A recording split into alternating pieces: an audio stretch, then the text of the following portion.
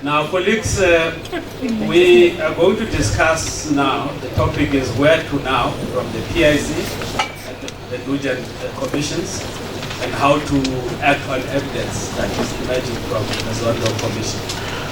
To take us through that discussion, I'm going to call on a few people. It's going to be a moderated session. The first one is Hennie Van Vuuren from Open Secrets. Where is Hennie?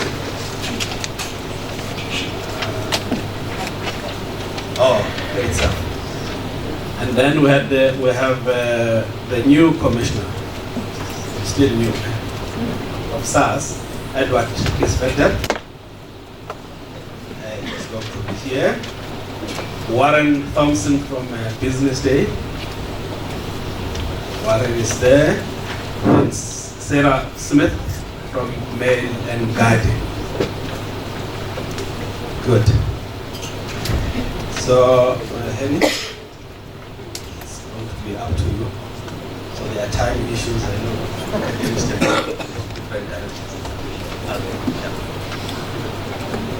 Hello, thank you very much. I'm going to ask our panelists if we can just sit in conversation so we don't all have to get up and speak to you in a very formal way, but welcome everybody again, and thank you very much to the Katrada Foundation and to Parry for convening us here today. I think it's very clear when we look at the number of people in the room that we can sense the urgency which we all know is facing us as a society when we look at issues of inequality, of poverty, and the issues of state capture and the legacy of corruption that's certainly ongoing.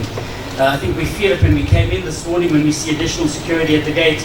And so, I think not to mince our words, but these are real issues that face us and that face whistleblowers. Manda spoke earlier about, and the judge, about the impact that this has on whistleblowers, but many whistleblowers are not only intimidated, and the whistleblowers we were speaking to recently, friends of theirs, in fact, had been murdered after bringing some information to some of those various commissions of inquiry. And those are some of the things that we're going to touch on today in the process around that. But very clearly there's a need for some kind of systemic change when it comes to the issues of state capture and corruption. And I think that was made clear this morning, and civil society has been working hard at that. It was precisely the failure of our state and public institutions over the last years, which has meant that it was civil society and the media, journalists rather, brave journalists who've exposed much of the rot, and that which has been brought forward today to these three commissions. Institutions are not our only solution, and I think we need to be very clear as civil society to say we can't see this as the panacea for all of our problems, but clearly they are an opportunity to air evidence, to make that which has been hidden public, and to create a process towards accountability, potentially. And I think these are the things that the panel is going to speak to. Firstly, we're looking at the Nugent Commission of Inquiry into SARS, and those strong recommendations, I think, were forwarded to the President 10 months ago. Then secondly, the PIC Commission, chaired by Judge Lex Mpati, which I think this morning requested a third extension until the 15th of December, at least that was the news reports I read a short while ago. And then of course the Zondo Commission of State Capture, which continues its work, an enviable task, and we do hope they will meet those deadlines, but I think the next months will show us where all of that is heading. And of course these institutions, just in an introduction to say, are examples not only of the remedies that can be made, but also examples of how governance can be conducted internally. And I think maybe we're asking our panelists to explore some of those things as well today, and how we reshape our imagination of the state in the conduct of these institutions. We've seen failures in other commissions of inquiry, the one headed by Judge Willie Siriti into the arms deal of the Mbeki administration was of course a cover-up, and it was thanks to civil society who exposed that, brought it to court, and had the findings overturned recently, the work of Right to Know, Corruption Watch, and many other comrades who supported that process. So I'm going to then turn to our three panelists sitting from from your right, next to me, Edward Kieswetter is the still relatively new Commissioner of SARS, has spent many years working within the Commission and knows it intimately, but has also worked in the private sector for a number of years as Group CEO of Alexander Forbes. Sarah Smit is a reporter at the Mail and Guardian and has been following the work of the Zondo Commission closely, and will talk, as I think you'd said to me, every day. You've been there every single day, and you'll talk to us about some of your impressions and where you think the way forward is for civil society. And then Warren Thompson in the middle is a financial journalist with the Business Day and the Financial Mail, previously with MoneyWeb, and I think Warren at some point also with a firm called Trillion Asset Management. I think that's what LinkedIn told me this morning. So welcome to all of you. I'm sure all of that gives us much to reflect upon. Edward, if we can pass over to you, and as our commissioners speak to us specifically, I think, about the South African Revenue Service and where you see the role of civil society supporting the reform process. Thank you.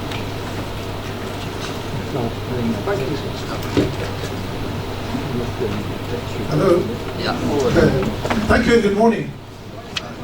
In November last year, I celebrated my 60th birthday with family and friends and contemplated how I would spend the next few years as a semi-retired pensioner, traveling the world, drinking red wine and playing Scrabble.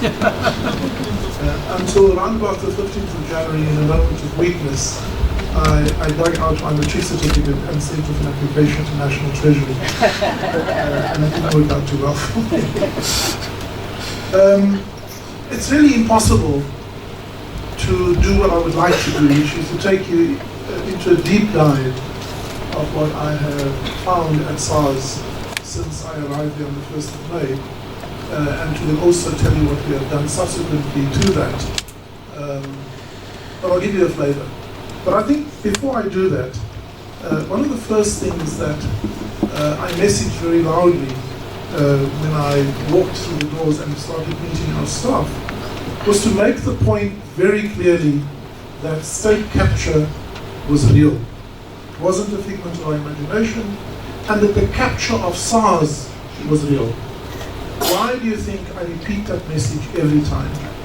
I repeat it because there are still those who is in denial about whether or not it happened, including people in civil society, but also in these organs of state that are still employed there, and SARS is no different. I can also tell you that however badly the Nugent report framed what had happened at SARS, the actual reality is significantly worse. The organization is broken, it is on the floor, it is destroyed from the core of the human fiber, morale, trust, through to the capabilities that are vested in people, the organizational arrangements that hold us together to execute both with integrity, with good governance and effectiveness, have been destroyed, dismantled, and Nugent quite rightly frames it as a massive failure of governance and integrity. And for me, sadly, the denialists often speak with louder voices than those of us who are trying to rebuild the state and recapture the state. And those denialists are in government still, they are in politics still, they are still in institutions such as SARS, they are still active in businesses, including organizations like Bain and others who, according to the newspaper reports, are still not yet at a level where they are disclosing, frankly, that they were actually at the scene of crime and complicit wittingly of what had taken place, and had actually met with the head of state and with the commissioner-to-be about a year before the appointment of the commissioner was announced. And then, of course, there are those who are just indifferent, and then there is the silent majority. All of us who form part of any of those institutions, I have to say, are complicit. And as Edmund Burke says, the only thing required for evil to thrive is when good people remain silent. And so today is an important event. Who must rebuild the state?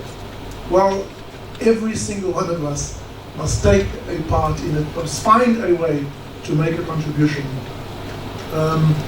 So let me just tell you quickly, and we can go into detail if the time allows us, that within SARS, as I said, the rot is deep. It's cancer, it has spread everywhere, it is often still invisible, it's hiding.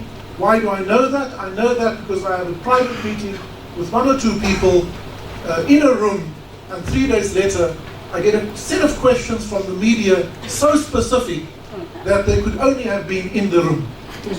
And sometimes I pick up my phone and I publicly say something because my phone is probably also bugged. So everything we do is on the record. So what have we done? We are currently reviewing the governance structure of SARS. We do that in conjunction with Treasury, and we'll put out a paper before February next year. Secondly, we are reviewing the governance within SARS, because that has been destroyed. When the former commissioner decided to dismantle the High Court litigation unit, it was to frustrate the process. When the LBC was dismantled, it was so that a few of them could have direct access to large taxpayers. Just before he was suspended, there was a draft change in the terms of reference that all settlements above 100 million would only be approved by the commissioner. Let me tell you, as a commissioner, I would be too scared to do that. The furthest I can stay away from any of these discussions, the safer I would feel. We've begun to address the leadership issues. You have heard of senior executives placed on precautionary suspension, and some of them have been settled. There's a number of them that are still in process. Some of them are not in the public domain yet. When I leave here later today, I am going to launch the reopening of the Large Business Centre in Woodmead, and that begins a journey of addressing. Because large taxpayers and wealthy individuals represent not only the most significant opportunity for us, they also represent the most significant risk. As far as people who are the trustees, I've already met with about 90% of our staff, visited most of our offices, and engaged with people, look into their eyes, see their trauma, see their hurt. In conversations, often people are reduced to tears when they reflect on their experiences. It has been most undignified, apart from it just being commercially stupid. And so we've also begun to reach out. In the last month, I've rehired 3 senior, strong technical people who have left SARS during this period, and we will continue on a case-by-case basis to do so. You see me on TV and in newspapers, probably too much for your liking, but as part of a very conscious choice to engage with the public, to rebuild public confidence, and we do that by being disarmingly frank about the rot in SARS and the challenges we will face, and the fact that this is not a long weekend fix, but it's going to be hard work over an extended period to rebuild SARS. But we're doing that. We've identified a number of, because if I only did the work that the Nugent Commission asked me to do, I would be depressed. So we've also created 6 revenue recovery projects that we are driving, because the best way to change the morale is to start winning again. And so we want our people internally to start seeing that we can win. And we've identified 6 revenue recovery projects. So watch out, we're coming after you to collect that money. And then also a few immediate projects to address some of the softer issues of the organization, including addressing prosecutions of our own people, disciplinary actions against our own people, purely with the intent to marginalize and remove them to get access to taxpayers. So very deliberate, and as the judge said, an acupuncturist should not have found the pressure points cleverly.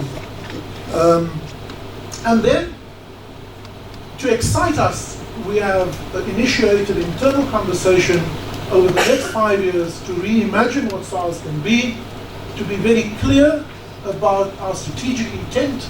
We've identified 9 strategic objectives, and so we are starting the longer term work of rebuilding SARS and making it an organization of choice, making it an organization that can work with unquestionable integrity, that can be trusted and admired by society.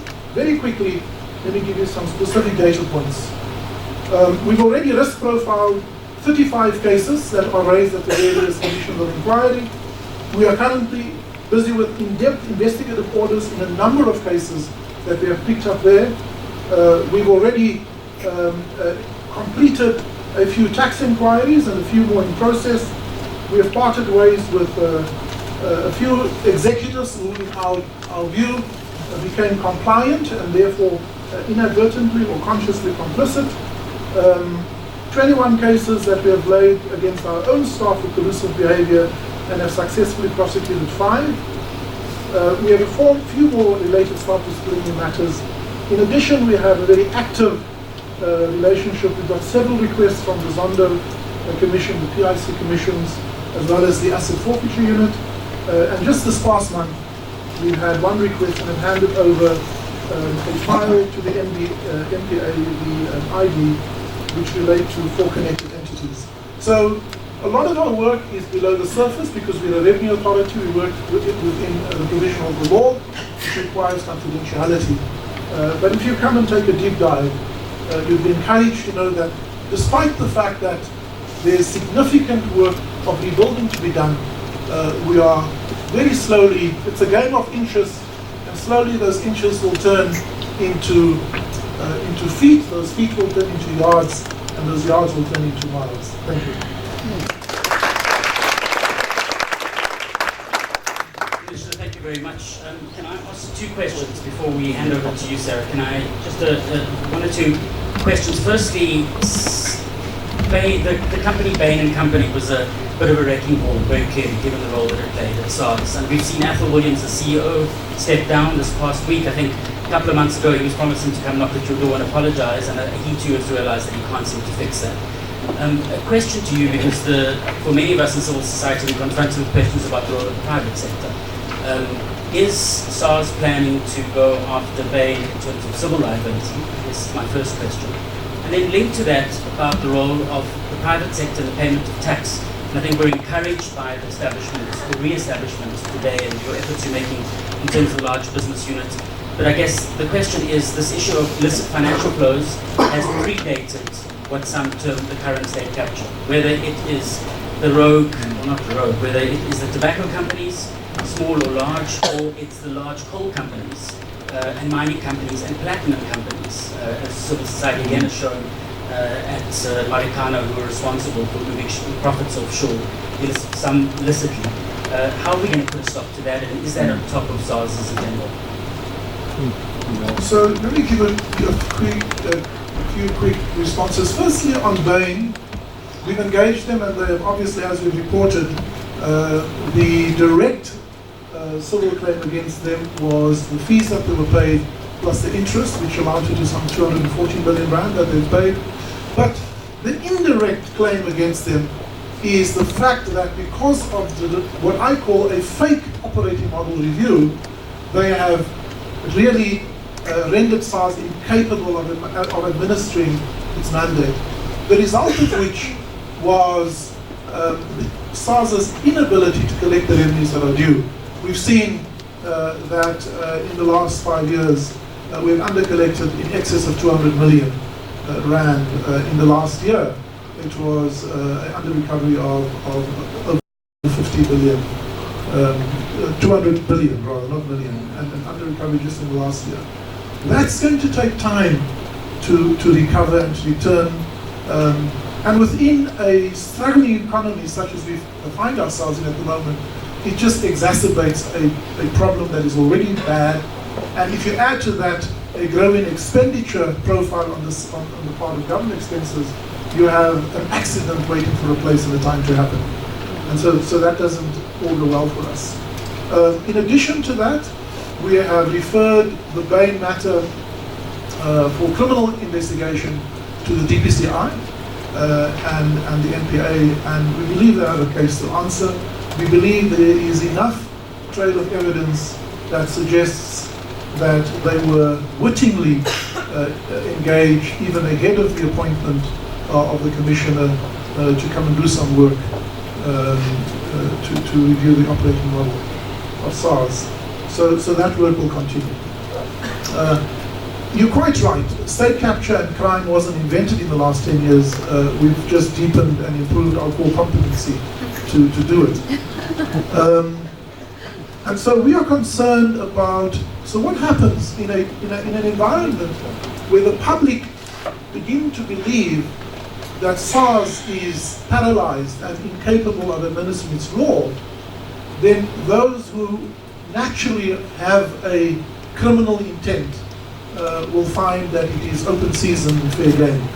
And so we have seen a proliferation of that fraud. Just the other day, we came across 400 entities that have been created by a syndicate of about a few companies that have created VAT entities purely for the purpose of that fraud.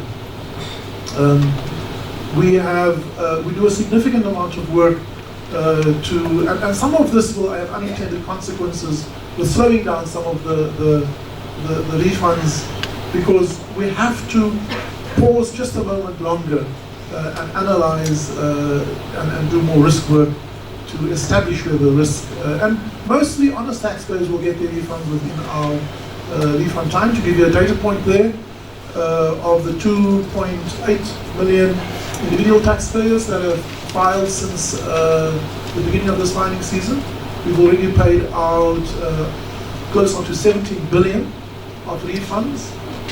Most of those returns, by the way, would have been assessed within under 3 seconds. 403 refunds, rather submissions, and about 84% of those refunds would have been paid out within the 72 hours. So I think there cannot be a general complaint that refunds are being manipulated, but certainly if there's any suggestion that there's a risk, we make no apology for doing a deep dive to establish that. We've seen syndicates under-declare or misprice goods on imports. For example, from China and India, clothing that's come in and declared, a suit is just declared for 17 Rand, pajamas for 78 cents. And it's just blatant criminal, and importers and freight forwarders involved, intermediaries involved in this, believe they can get away with it. Scrap metal that's packaged as finished goods and products are exported, and they are packaged in the way that they are packaged because you have a VAT refund. So it's zero, any goods, finished goods for export are zero rated for VAT. And so people would take scrap metal and they would repackage it, label it as finished goods and products, overstate its value so that they can claim VAT. So the number of fraudulent practices that are there are open-ended, but we are aware of it. And with the capability we have, we are working hard at managing that non-compliance and following our cases through to recovering the money and prosecuting the offenders. But if we doubled our capability today, we could exponentially improve our impact. Thank you very much. Sarah, to you to talk to us about the Zondo Commission. Spent the last year a little bit observing the process. Thank you. So I've been asked to talk about the Zondo Commission today, which is, I mean, it's a monster and a very daunting task, as you can all imagine. Because as ordinary citizens, what we've been struck by over this last year or so is just the kind of sheer scale of the investigation that the Deputy Chief Justice and his team have still got to deal with, right? According to the DCJ. Oh, is that perfect? So we know now that there are over 700 people who have been notified that they are implicated in the state capture project, and only a handful of them have actually attended the commission. We've already heard from about 100 witnesses. So this task is massive, right? And what lies ahead isn't going to be necessarily exciting. The large majority of the people that have spoken at the Commission haven't been delivering, as we journalists like to call, bombshell testimonies, right? It's dealing with, for the most part, the very mundane, unassuming work of public servants. And this is really where the work of the Commission comes in. It's about identifying the very small cracks that have eroded our system so completely. But unfortunately, this is also where public frustration with the slow pace of the Commission also creeps in. I think for the public, we can probably count on two hands the number of people we want to see behind bars. But that's not really what it's about, right? It's, again, these very small cracks in our system that have eroded the fabric of our society so completely. So when you think about our ambitions for justice in the future, it seems almost impossible to imagine South Africa where we have rid ourselves of these protagonists of state capture. It's already been pointed out, for instance, that some of the key institutions that have been under scrutiny at the State Capture Commission belong to the criminal justice cluster. We know, for instance, that the NPA has been greatly affected by the project of state capture, its capacity and its resources and its ability to actually prosecute. So I think now we kind of have to think about what happens beyond this time. Do we still focus on justice with a capital J? Because we need to take into account again that because the fabric of our society has been so eroded, it is actually the most unassuming characters that have been brought into the state capture project. They've become co-conspirators. For every protagonist in the state capture story, there are many more others, right? The IT people, the administrators who have spoken about having to do things that they probably shouldn't have done, right? And they're not necessarily motivated by greed, but by survival. And that's really where this story is, I think.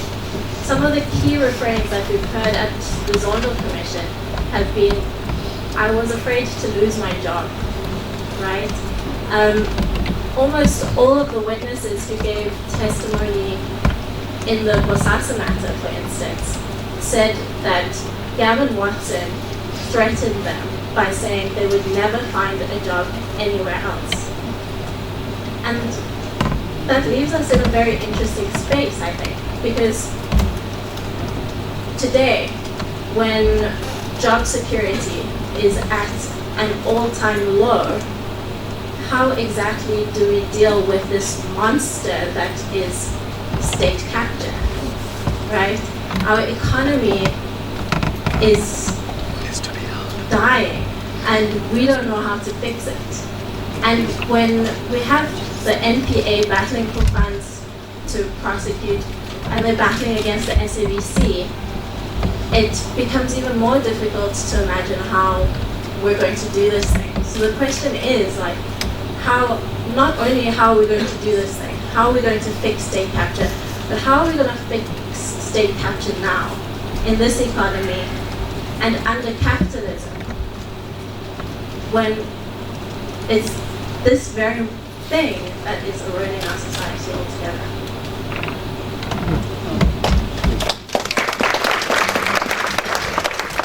Thank you, Sarah. I think we we talk again to the structural problems.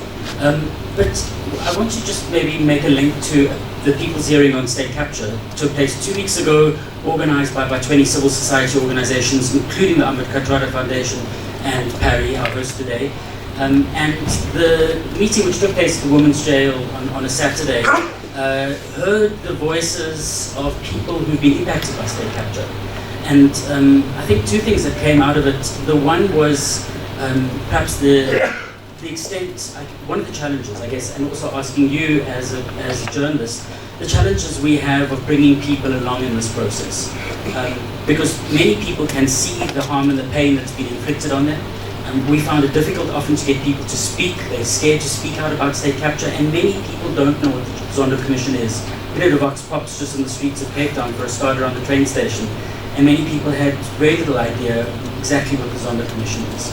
And I guess it begs this question. Number one, how do we build broader societal support for the work of an institution like the Zondo Commission? Should there not be more public outreach and attempt to try and help citizens understand what these commissions are trying to achieve in order to build support for that justice with a big J, which you spoke of? And I guess the question then linked to that is, isn't it important now for the Zondo Commission to release an interim report or interim findings for us to start getting an idea, like we saw in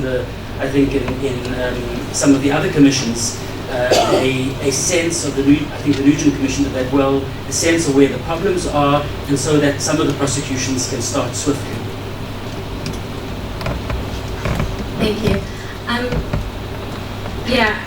When we talk about the public and public participation in the commission, one thing that has struck me, and I think a lot of my other colleagues in the media, some of them are here today, is that from the beginning there has been dwindling support for what the commission does. And as you point out, it's not necessarily because they don't care. It could be just they don't know really what is the point, right? So we see at the beginning with these so-called bombshell testimonies, there's a lot of people in the audience watching. And then when we're sitting and talking about ESCOM and signing off various documents, there's almost nobody in the audience, right? There's almost no journalists in the audience. Why? Because it's very boring. And again, we don't know what is the point, right? We want to see the Guptas. We want to see Jacob Zuma. We want to see these protagonists speak to what they have done.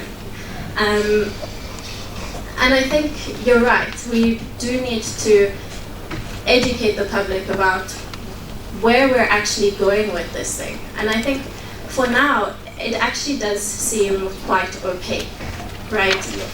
Where is this thing going?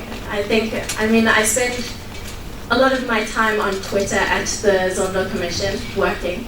And what comes up almost every single day is, why is Zondo wasting our time? Why is Zondo wasting our money? And I think it does seem right now like a very valid point, right? Especially now when our economy is doing so badly. Why should we spend so much money trying to figure out these very minute details of what has happened to us over the last 10 or so years? But we need to show to the public that it is actually the very small details of state capture. It is these little things that have creeped into the way that we do business, not only in ESCOM or at SARS, but in small municipalities and even in the media, right? These are the important things that we actually have to deal with. It's not necessarily all about seeing people in orange overalls behind bars, because once they're away, as it has already been pointed out, new people are going to come in, and these are going to be new people that are well skilled in understanding how to take advantage of the system. So we really need to think about how we fix those little cracks before we need to learn to walk before we can run, basically. We think now that maybe we're doing much better, but really we're still a greatly crippled society. Thanks, Sarah. I think we shouldn't forget that I think over the last 5-6 years, up to 2 million more South Africans have been driven into poverty. I think this is the result of capture and corruption and inequality in a number of sectors. One of those, of course, was the Public Investment Corporation, and the Commission of Inquiry led by Justice Mpati has looked at that. And so, Warren Thompson, can we turn to you to talk to us a little bit about your impressions as to how we can take that work forward? Thank you, Hennie, and thank you for Kieswetter Foundation and Perry. It's great to see the energy that was released at the great man's funeral has sustained this critical examination of the institutional, renewal and rebuilding that's so critical to getting our society back on track again. So thank you for doing that, and thanks for the invite. The Public Investment Corporation is a very critical player in the South African economy, and for a couple of reasons. Number one, it's responsible for administering and investing the funds of the Government Employees Pension Fund. And the GEPF is the pension fund that is tasked with looking after and really honouring the promises that the government has made to our public servants up and down the country and across the population. So every single provincial and national employee becomes a member of the GEPF when they become employed in the public sector. So that at the moment represents about 1.6 million people, 400,000 pensioners, joint benefits, as well as about 1.2 million active public servants. So an enormous responsibility. The GEPF administers the pension fund, and the PIC is tasked with investing the funds on behalf of the GEPF. And that's really where the PIC gets its power. It is an enormous institution, an enormous asset manager even by world standards, and has the responsibility of making sure that it invests appropriately so that the government can honour its promises to its public servants. The GEPF is also defined benefit fund, which means that ultimately if the resources aren't available, the South African taxpayer will be, and the fiscus will be responsible for meeting those promises and benefits that the government has made to its employees. The second thing about the PIC is because of the enormous amount of funds, over 2 trillion rand that it administers, it is a fundamental cog in the functioning of the economy by being able to make resources available to productive investment, which can drive economic growth and obviously employment. So a very fundamental institution that perhaps has not been as badly eroded and as dysfunctional and broken as Edward has described SARS, but certainly has been misdirected and I would submit probably abused over the last few years. So the President, in response to, media reports, established the Commission of Inquiry last year in October and gave a very wide and broad range of terms of reference. The President wanted the PIC Commission led by Judge Mpati, a retired Supreme Court judge, to not only look at the allegations of malfeasance that have come out of that have involved the PIC, but he also wanted the Commission to look at the organizational structure of the PIC to see if it was set up and structured correctly and optimally, as well as looking at other things relating to the employment of staff and remuneration, and whether or not obviously any of the staff had benefited from some of these suspicious deals. So effectively the hearings got going in January, and the Commission started with a handful of transactions that it was going to scrutinise. In terms of the Commission itself, I feel that the energy, the kind of momentum really started to kick into gear when an employee of the PIC by the name of Victor Siani came to testify, and his testimony certainly opened the doors for what was really going on around some of these transactions, because I think it was the first time we'd heard an insider, a very well-qualified young man, talking very courageously about some of the irregularities that were involved, for instance, in the IO transaction, as well as other things. And certainly as a journalist, I was aware of a number of whistleblowers that watched that testimony and were certainly energized and were given the courage to come forward. And so what we saw happening was a real snowballing in the people stepping forward, offering evidence to the Commission, as well as being prepared to testify. And we saw, as you've seen with the 3 extensions thus far, the Commission was supposed to finish its work at the end of April. That they then requested a deadline until the end of July. That was extended to October, and then just yesterday we heard from the Presidency saying that the judge in part had requested another deadline until the 15th of December. So we saw snowballing in terms of the malfeasance, the suspicious transactions, and that is part of the reason why the Commission has had to extend its deadline. While we've seen certainly one of the key things I think that's come out from the Commission is the degree of political influence, and that was something we've seen in the transactions and some of the parties that have been involved in the deals that the PIC has funded, but also from the testimony of Dr. Magilla, who described dealing with requests from politicians across the board, not just from the ruling party, was one of the most stressful aspects of his time as the CEO and the long-standing Chief Investment Officer. So besides the suspicious transactions, we've got a lot of insight into the governance and the organizational structure, and a couple of the big shortcomings that I've found over the course of the testimony is that the PIC seemed to have lacked a clear policy on how to deal with politically exposed persons. So how does it deal with requests from a minister or a minister's wife or a director general's cousin in terms of evaluating transactions that the PIC should fund?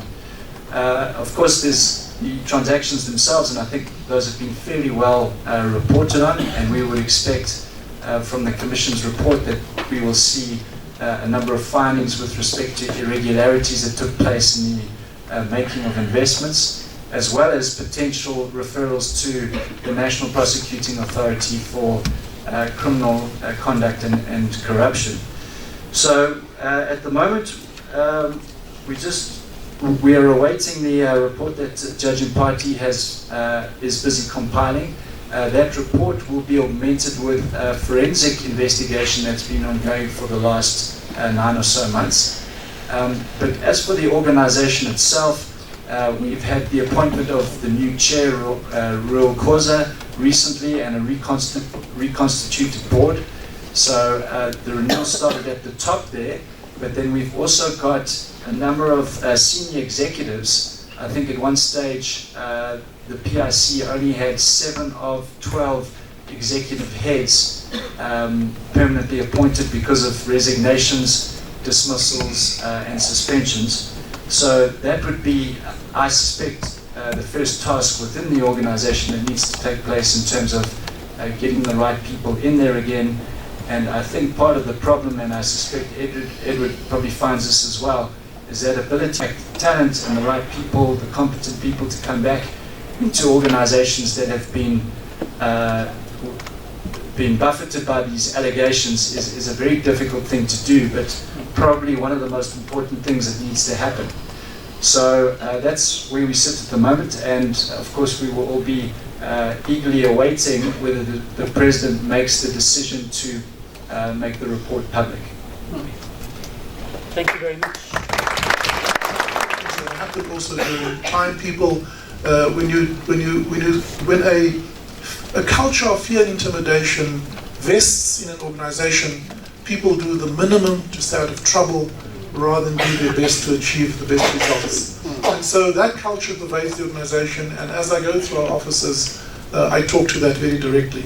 And so with the money we already have, we have to do better, and then hope that your tweets to Minister Mboweni will help us with more money. On institutional culture, you know, it's the hardest thing to fix. But when you're able to fix it, it's the only thing that brings about sustainable change in any organization. And so we work quite hard. In the short term, I think it is, as I said, meeting as many of our staff, looking them in the eyes, and telling them the truth. Making no promises that one cannot live up to. Inviting them sincerely to address and to talk to me. My mailbox is it's flooded with mail from our staff. And the only way, and the first thing to do, is to create a level of believability in the leadership. And then walk a journey to rebuild trust. You don't build trust by doing one big thing. You build trust by doing many, many, many small things. And gaining the confidence of 12,500 people, one person at a time. So in the short term, we're doing that, and a few other things. But very importantly is consequence management. You know, I often quote the Singapore example when a minister of Singapore went overseas on a trip that was funded by a party that was conflicted. By the time he landed back at Changi Airport, he was arrested and prosecuted. We don't do that. We create commissions and commissions and commissions. We spend millions of rands. We don't hold people to account. So within SARS, we are very clear what is the behavior that will be rewarded and what the behavior is that will sanction. When I meet with our trade unions, when I meet with staff, I am very clear. I take no sides. I seek the truth. And if you're on the side of the truth, I'll be on your side. If you're not on that side, I'll be on the opposite side. And so being clear and direct and honest, I think is how we're going to start building the culture. In the longer term, we are reevaluating our policies, our procedures. We have initiated a very, very significant platform to address within the organization gender-based violence as part of, because also, you can imagine that during a time like this, that is driven by a patriarchal leadership structure, that females suffer the most.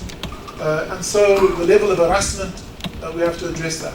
Secondly, we have created a stream of work to reevaluate our entire employee value proposition.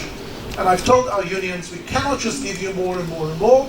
We have to find some balance, and I want to hold you accountable as well.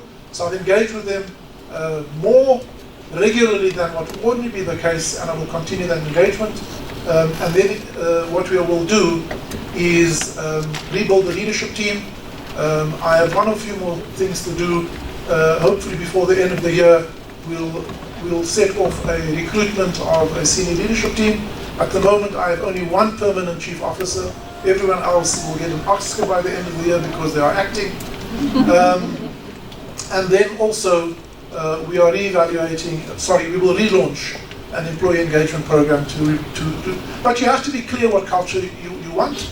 So I've launched internally an employee rights charter and told our employees that what they can expect of us and hold us accountable to is to do 5 things right. Firstly, to create an environment and to give them work that they will enjoy. Secondly, to help them understand the meaning and the impact of their work.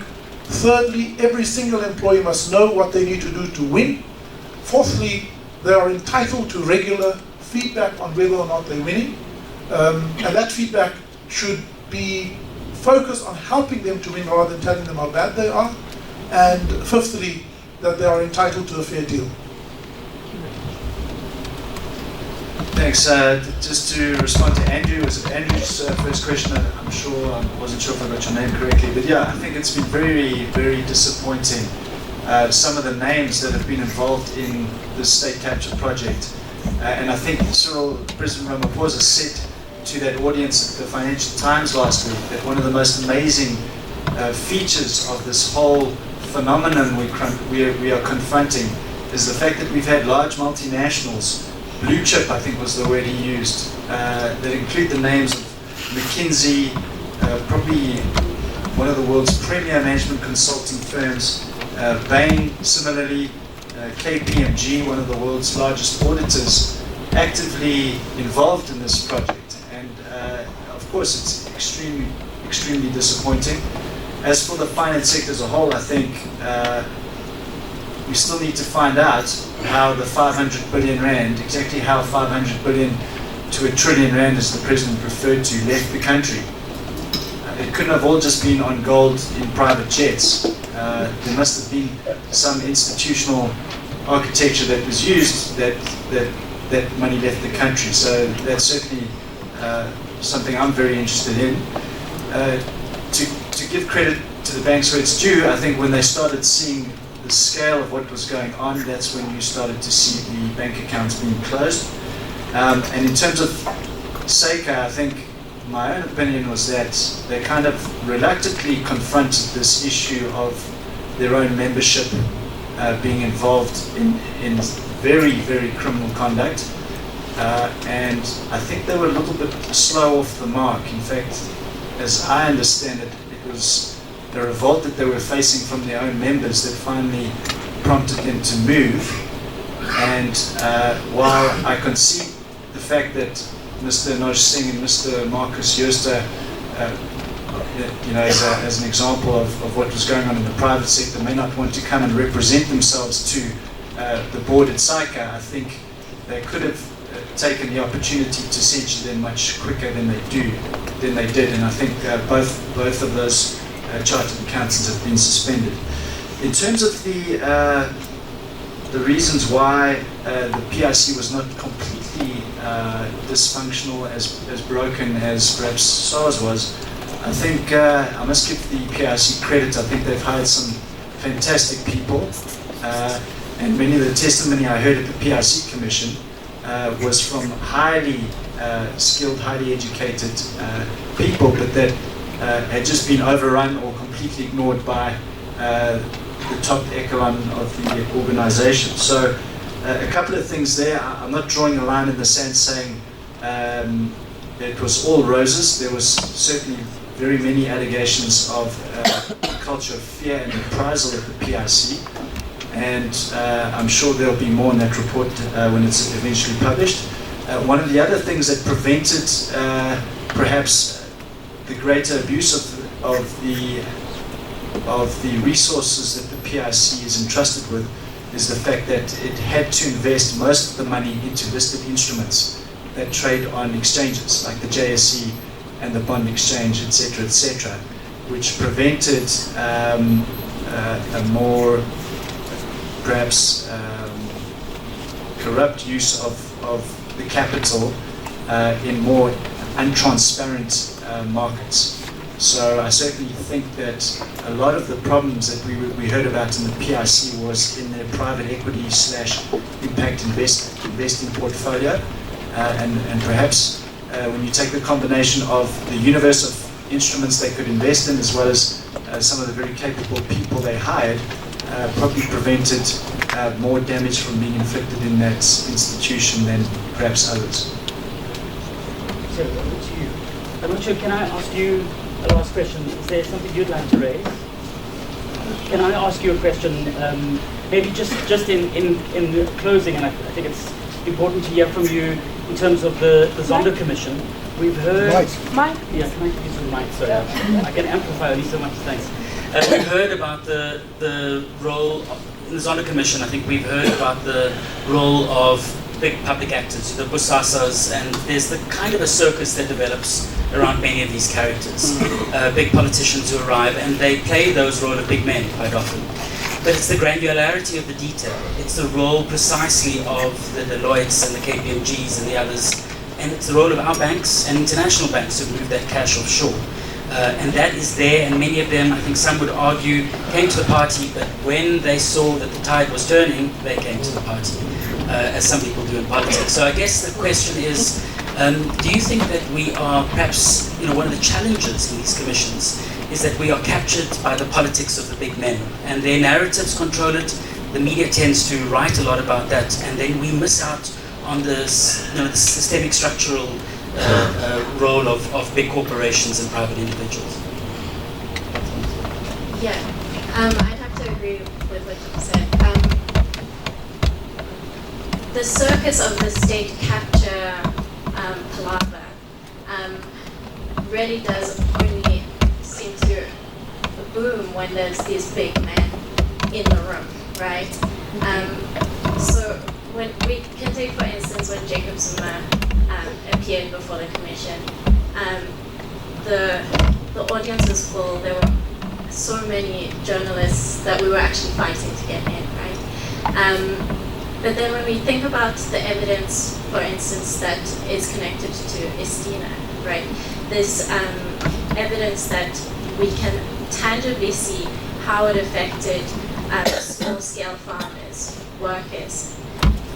The attention to that is much smaller, right? We don't care as much, even though we should be caring far more. And then when we talk about the financial sector, and we talk about those kind of granular details, we need to think about how we're going to move forward, because as a society, we have seen how capitalism has enabled the state capture project, right? And how it has actually hurt those small-scale farmers, those workers. And unfortunately, we continue to, and our system continues to worship at the mantle of capitalism. And really, it's difficult to say what is beyond that, right? If this is all we have, if capitalism is all we have, then we're kind of stopped in our tracks.